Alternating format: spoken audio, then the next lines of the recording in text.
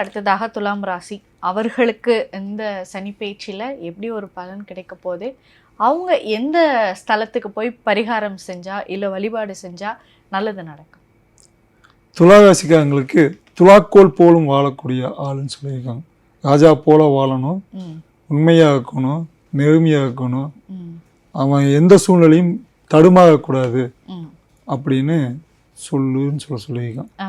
அது வந்தாதானே சொல்ல முடியும். அந்த காலம் இந்த காலம் இவங்களை தப்பு பண்ண வைக்க சொல்லி, நீ இப்படி செய்யின்னு சொல்லி பெச கொடுத்து, செய்யாத தவறை செய்ய வைக்க சொல்லி, முடியாது நான் அப்படியெல்லாம் செய்ய மாட்டேன்னு எதிர்த்து நின்று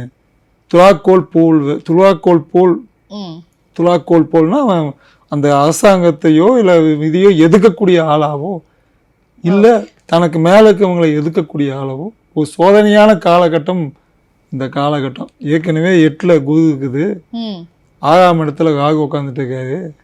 இந்த மார்ச் 29க்கு அப்புறம் சனியும் போய் 6ல் போய் உட்காந்தான்னா இவங்களை மறைமுகமாவோ நேர்முகமாவோ கொல்ல துடிப்பாங்க, இல்லை ஆளையே காலி பண்ணணும்னு நினைப்பாங்க. இவங்க ஜஸ்ட் மிஸ்ஸில் தப்பிச்சேன்னு ஹிஸ்ட்ரி ஏற்படும்.